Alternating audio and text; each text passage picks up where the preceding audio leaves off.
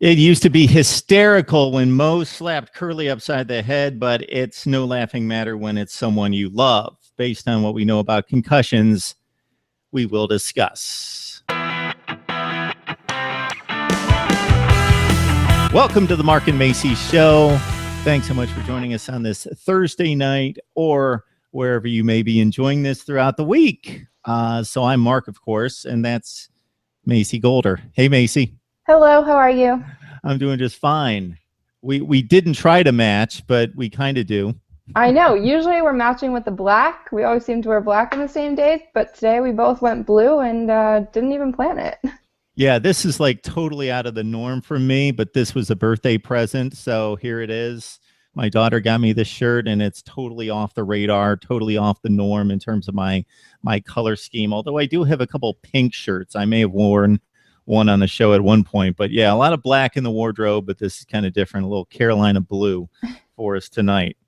You'll see this color tonight if you're into the NBA with the NBA Finals, Game 6 tonight, Golden State and Cleveland. The only thing I got to say about this, Macy, and I know you're really not into this series, I'm into this series more than any NBA Finals series in a long, long time, mostly because of my son, that I'm hearing these ridiculous comparisons between Stephen Curry and LeBron James, and I just think they're ludicrous. I think LeBron James is the best player in basketball. Even before Curry had an off series thus far, he could explode the next couple games. He's very capable of doing that. I just don't think it's a comparison. I think LeBron, if you switched players on the respective teams, I think Golden State would be far superior to the Cavs, and LeBron carries the Cavs to a certain extent. Steph, we've seen it. He's been out of the lineup. He was hurt. They carried through the playoffs without him to a certain extent. He's a phenomenal player. He deserved the MVP. He had the best season. I don't think the two guys are that comparable in terms of greatest player playing today. For sure. I mean, this kind of reminds me back to the Peyton Manning and Cam Newton matchup, where you're going to go with young and talent versus, someone who's been in the league for a long time and kind of knows, the whole league. So it's definitely the most interesting matchup we could have for an NBA Finals, and I will agree with you that it has been one of the most intriguing. And, at first everyone thought Golden State was going to run away with it, and then the Cavs kind of made a comeback, and then losing Draymond Green for a game, it's made it interesting. It definitely has not been a boring series. Yeah, it would be a long shot for the Cavs to win 3 consecutive games. They've knocked the first one out of the way, so now it's 2 consecutive, but still 0 for 32 are the teams that trailed 3-1 heading to a Game 5. So it's a monumental mountain to climb. It would add to LeBron's legacy, of course, if he could pull this off against the team that had the best regular season record and therefore kind of the title as best team of all time in one regular season in Golden State. So we will see what happens. I do not expect the Cavs to come back and complete 3 in a row against Golden State, whether it ends in 6 or especially in Game 7 at Golden State would be very, very difficult. Our topic for tonight, before we get to, it's the Mark and Macy Show. We've done this 28 times now, going back to last October or November. So you can join us on Twitter, Mark and Macy Show, YouTube as well.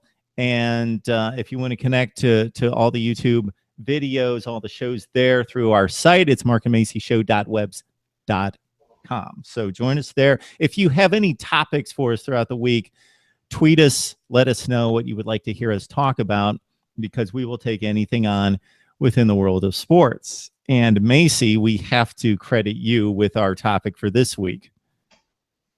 We don't have to credit me. I think it's a pretty popular topic. I just happened to go to an event on Tuesday that was a concussion forum. And of course, we all know about concussions. We've all probably had one or know someone who has had one.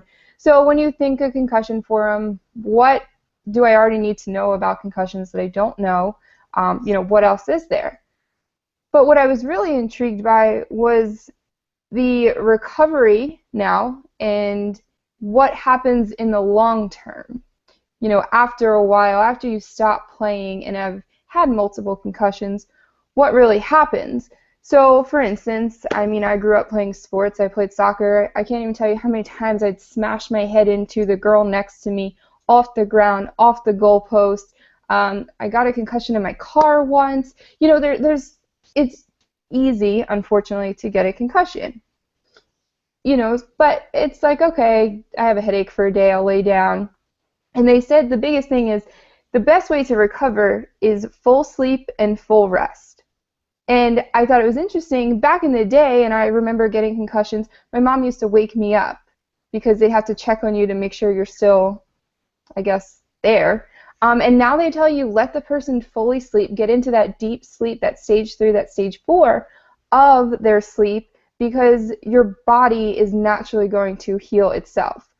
But what is happening is these athletes and these coaches and these parents are not letting their kids heal. And kids are going into a game with a headache from a previous concussion, or going back to school and doing too much work that's strenuous on their mind because they're constantly thinking. And over time, they're now finding more and more that this is hurting people more than just the concussion itself. Okay, so if we took away the 10% worst concussions, just really horrible things, the other 90%, you're telling us that rest, deep sleep, REM 3, REM 4, that would get it done in regards to rest and recovery and full restoration. Yes, the doctor who was there, she is on the board for concussions in, I guess, I don't know if it's the world, the United States, North America, but she said that they did a study where they just let people rest. They didn't go to work, school, jobs, anything. They did nothing for, I forget how long of time it was. And after time, they completely, I don't want to say completely healed, but compared to someone who got right back into their regular routine the next day, or maybe even 2 days later, those people who didn't rest suffered more and suffered longer in the long run than the people who did let it heal. So, Macy, we could go back to kindergarten, basically, is what we could do in the NFL. And after the games, we could make everybody lie down for a nap. And they could have a nice long nap after. They could make that a league rule after the games in the NFL. Well, that was the interesting part was, they weren't trying to scare people and shy people away from sports, especially football. But they were saying how much of an impact a sport like football and being a quarterback on a team or being a linebacker, those are the top two most likely to really get hurt with a head injury. They said that in high school, the average player who plays, every game, not someone who sits on the bench, takes about 650 impacts per season. So obviously, if you're playing in football and you're playing full time, you've played before high school and you're probably going to play after.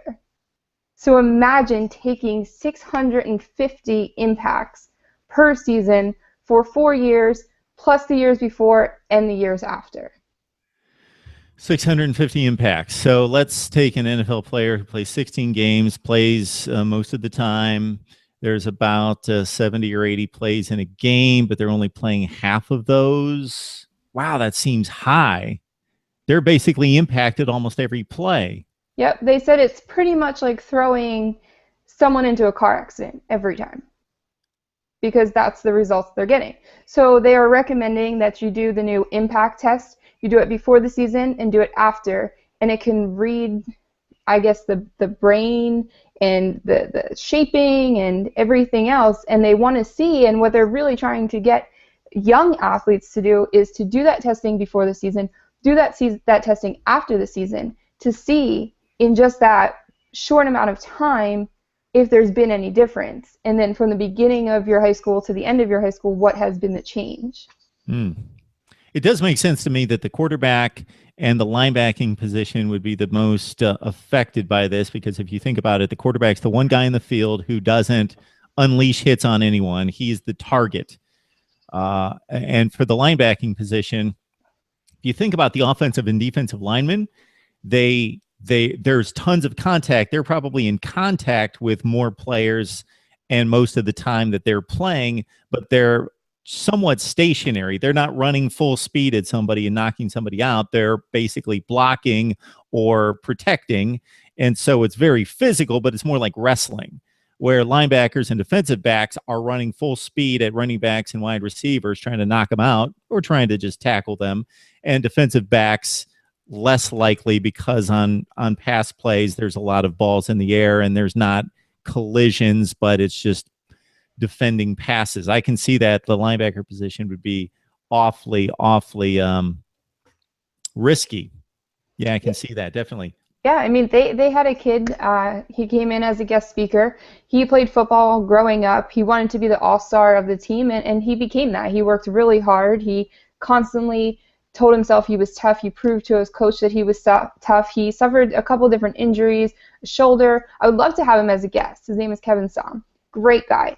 And I don't want to tell his whole story because I hope we can have him on here to, be to present this, because it's really important, and it's really important to hear his words. But he suffered not only multiple concussions, but even further with the post-concussion syndrome, and he actually ended up being taken off the field in a helicopter because it went from 0 to 100 in a matter of seconds. So to see something like that, a kid who's just playing linebacker at the age of 17 in high school, trying to be the all-star, be the number one guy in National Honor Society. He said his life went from number one to absolutely nothing. He had no motivation. He felt lost. His team, his senior year, won the championship. Big picture of them celebrating. He just stood there with no look on his face. And it was really sad to see, where that took him and what happened to him up here, because he was physically there, but he wasn't there. So it was a really touching story. He has now learned to take what he went through and to how to help people to never get to that stage, and not let kids continue to play and have coaches push them because they think they're tough and they want to prove to them that they're tough, to say, hey, if you knew you suffered and you have a headache, sit out. Or, yeah, I understand, but he's trying to get his message out there. So he started a podcast called Heads and Tails, and he's a really inspirational type of guy. Wow, that would be great to hear from him. I'm often reminded, and I know you're in the same boat with me, because I see what you put on social media, and we've talked about it just in regards to being thankful and grateful, and seeing a number of people out there who have had adversity in their lives for one reason or another, and are a little bit less fortunate and need some care and understanding and some consideration and need support. And yeah, that'd be interesting to hear his perspective on things, because we put such an emphasis on,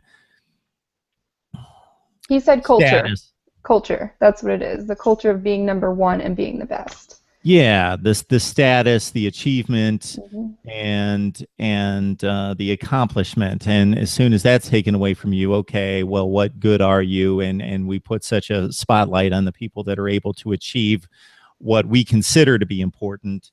And then when that's taken away from you, yeah, you're just, that devalues. Obviously, it doesn't in reality devalue a person, but the society perspective is, people are devalued when they can't achieve what we think is important. I got to say, Macy, when you started to talk about this and you talked about your own personal experience, I'm becoming a bit concerned about your number of concussions. It seemed like this was happening like every other day to you. I mean, I can't say it happened every other day, but I would say I probably have in my life at least 3 or 4 solid concussions.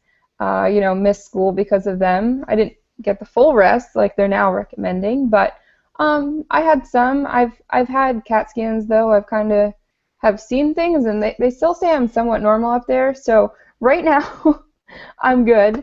And I even spoke with the doctor afterwards, because I said, look, like, I'm someone who has suffered multiple concussions from this or that. Is it something I should be worried about? And she said, if you go to your doctor, you don't notice any weird behavior, any weird this, you should be fine. But it's something that, of course, down the line, I would be sure to look into. I would be sure to get the impact testing done and to see if there's been changes or see what has happened.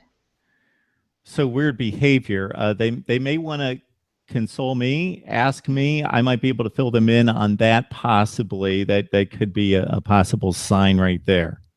Well, what was really interesting is they were saying that when you get Go ahead. no, like when you get when people are getting older and maybe they start to forget things or they have mood swings or they're anxious or all these different types of things, doctors and people themselves were mistaken for thinking it was maybe Parkinson's or Alzheimer's or this, but really what it was is it wasn't that, it was your brain being damaged from concussions. And that's what's causing those symptoms. It's not, another disease that's taking over your body.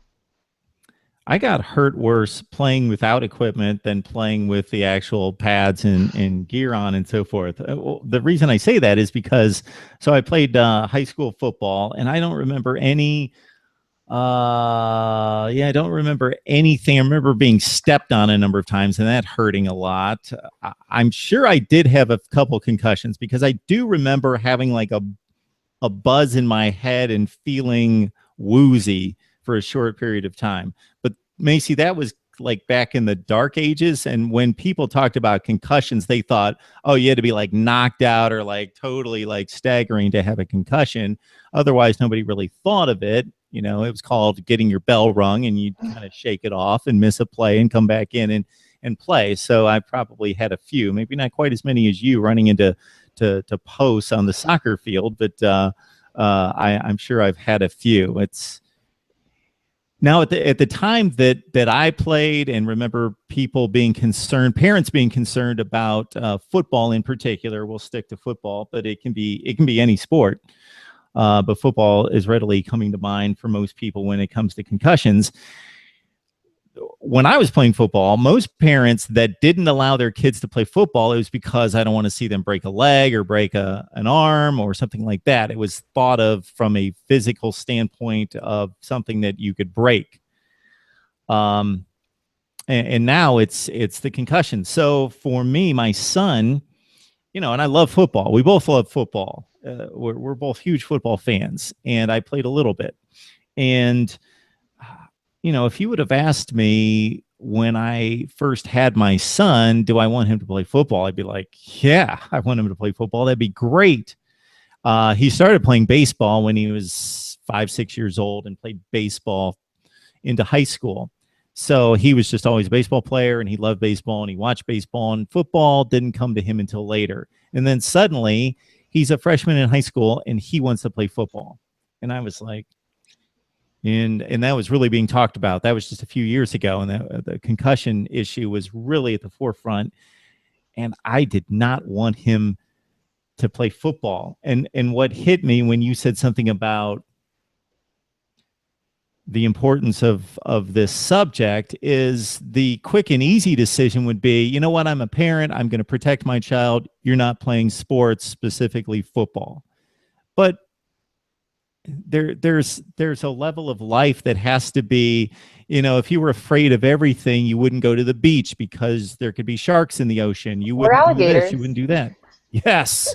Look at what happened the other day. That's horrible. But that's only happened a couple dozen times in like 40 years, but it happened. You can get hurt doing so much. You wouldn't get in your car because there are car accidents. There are people that get killed each and every day on the highway, unfortunately. So you want to give a life experience to your children and allow them to learn and grow and be part of a team and all the benefits that go with playing youth sports. But at the same time, wow, everything was coming out at that point about concussions. I allowed him to play. And then he came back and he actually didn't finish his freshman season. And I thought, that's it. He went back to playing baseball and didn't like football and a lot of the things that come with practicing football and lifting weights and all the two-a-days and so forth. But then he came back and played his senior year, and he actually played really well and became a starter on the high school football team as a senior. But I was concerned about that.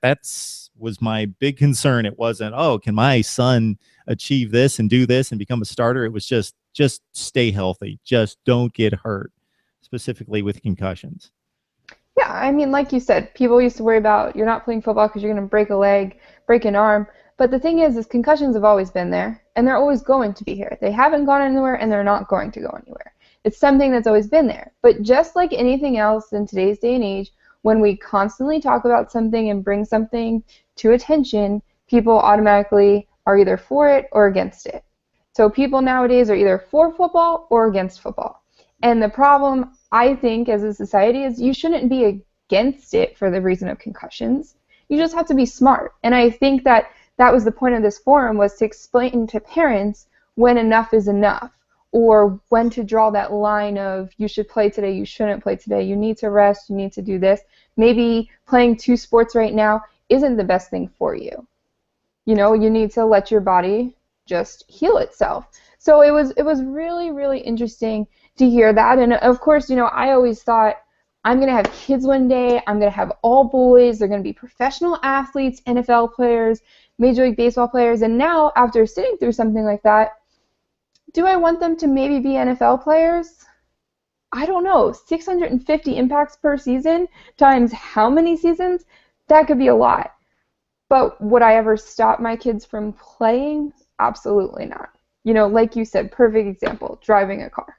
You know, going out in a car, going out in an airplane, going out on a train. Have there been train accidents, plane accidents? Sure, but you can't stop yourself from living, and football is the same thing.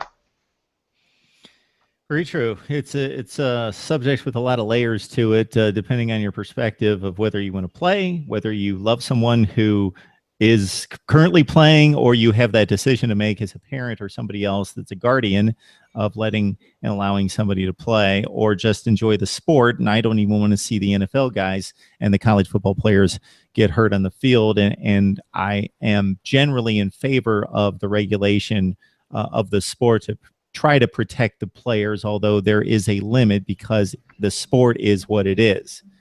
It's like boxing. I assume there are tons of concussions in boxing. I've not seen the data, but it's pretty obvious that guys are punching each other in the head. There are concussions in boxing, but can you regulate boxing? No, that's exactly what the sport is, punching each other and punching each other in the head. So that, unfortunately, is the sport. And if you're going to participate in it, then that's what it is. Football, to a lesser degree, there's more involved in the sport than just hitting each other, but that's a large portion of what the sport is. Yeah, I mean, absolutely. They actually showed concussion pictures of people who were boxers. One was a 73-year-old boxer who just passed away, and looking at that thing, holy cow. I mean, it was just amazing. For a moment in time, I'd love to be a doctor and know everything about that stuff, because that is something you'd want to see as a doctor, the impact and everything that head took on. It was unbelievable. They also showed another guy, and I cannot remember his name. I want to say he was like WWE, WWF. It's, you know, whatever the fake fighting is. But this guy used to stand on top of the cage, and he was famous for doing a headbutt dive. It was very hard to even watch, and they showed it. And this guy would constantly do it. Even though it's fake, he would just headbutt right off the top. And you're hitting head first. I mean, if I did that one time, I'd probably be done. But he did it how many times? I can only imagine what his head looks like. And I you know, so it's not just sports, it's not just football. My cousin suffered an awful concussion from cheerleading. She fell out of a mount. You know, think about little kids when they fall off a couch, when they fall down, they smack their heads off a table.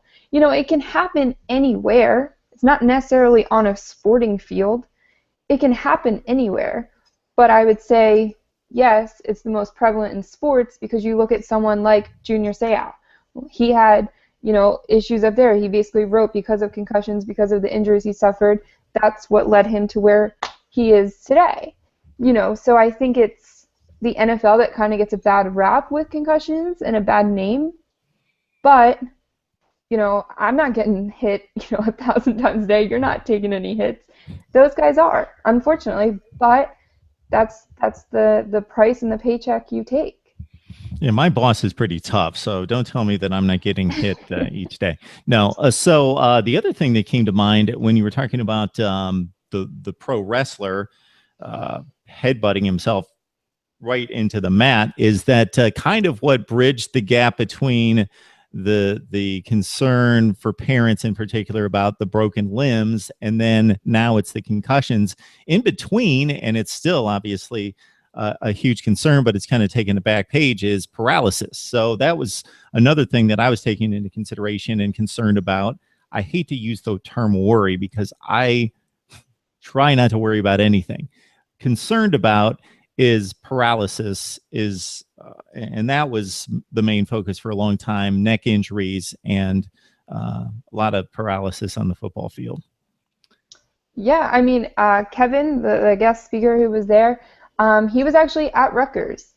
He went to Rutgers after he graduated from high school, and he was working for Rutgers staff, football staff at the time, when Eric LeGrand suffered. And his turning point, which he'll tell you, was when he saw Eric LeGrand get hurt, saying, "I thought I went through one of the worst things that could happen to someone in football." But yet, he's able to walk, talk, do almost everything for himself, and now he just witnessed what was one of the worst things that happens in sports, in football. And to see that really said, you can't control what happens to you, but you can control how you respond. And that's the motto he's lived off of since that time. Okay, Macy, if you can get Kevin to be a guest on our show, that would be great. Yeah, he told us, he told me he would, so we'll definitely have to call him up and have him as a guest. All right, you've joined the Mark and Macy show. We do this every Thursday night, and we are looking for a permanent home. For right now, we're doing the Hangouts on Google, and upload the video every week for you on YouTube, and also we're on iTunes as well. But there, you unfortunately, sorry, Macy, you got to go to Mark Rogers TV, and I posted with the rest of my college football podcast. But we're there, and we're doing pretty well there on iTunes. So people listen to us more than watch us. So I don't know what that's saying about me in particular, but are listening to our Mark and Macy podcast each week. So you can find us there. markandmacyshow.webs.com is our website, and join us on Twitter as well. You probably don't know this, Macy, but I know it because I was taking on a guy from work in our fantasy baseball league this week. So he was all over me about, and what I could just kick myself because I lost to him basically because I wasn't keeping track, and I didn't fill the lineup in Thursday, and I left a pitcher out who had a great game, and I just messed it up. And he beat me this week, like 5-4-1. But I looked on there, and do you know that you're winning some weeks now? Am I? Yes, you can go on there, or maybe you don't. You shouldn't go on there. Just leave it alone. Maybe I shouldn't. Just let it ride. I believe that you're 4-6. All right, that's better than 0 something. I think you've won like 4 consecutive weeks or 3 All right, consecutive weeks. We'll keep it going then. Yeah. And we'll let everybody know out there, especially for those, I guess we're speaking to 18 other people here when we say this. If you're in our baseball league and you win our fantasy baseball league, then you get the choice of booting one of us off the show and co-hosting a show if you would like. I guess I'll be taking the vacation that week. Yeah. You know better than that. Which I threw out the challenge between the two of us a few weeks ago, and I'm a little less confident now. So maybe I'll put that to the side. But I thought that we could come up with a little wager between the two of us, and even regardless of what happens with the person who wins the league, which will probably not be one of the two of us, that we would have a little wager. We can still figure it out. We're almost halfway there. I'm starting to get all the emails for the ballots for voting for All-Star games. So we're getting there. Voting for All-Star games in the fantasy league? No. For baseball. Oh, the real baseball All-Star game. Yes. But you understand that the later it gets in the season, the less one of us would have the incentive. All right. Well, we will make something up by All-Star break. Okay. We will have something in writing by All-Star break. Okay. You understand what I'm saying? Absolutely. Okay. Absolutely. I think All-Star break is fair. Assess how the first half went, and we'll go from there. Okay. I came up with a great trivia question for somebody this week. I don't know. They were asking me a bunch of things, and I'll throw this out there. And I know you don't like this kind of stuff, but I'm going to say it anyway. I'm going to throw it out there just because it's kind of intriguing that there was a season in Major League Baseball history where the best team with the best record didn't make the playoffs. How could that possibly happen?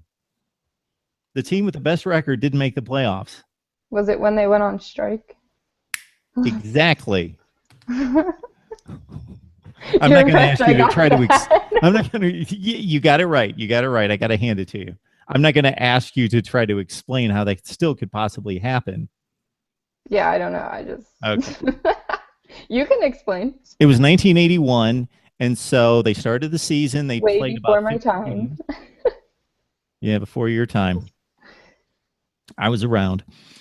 So they started playing, and they played about 50 games, and then the players striked. And they striked. And from about June to August, no baseball. Longest player strike in history, except for the one that ended the season in 1994, and they never played the World Series. So anyway, they came back. So at the point in the season, there was a decision made that we're not going to continue the season. What we're going to do is we're going to honor the records from the first half.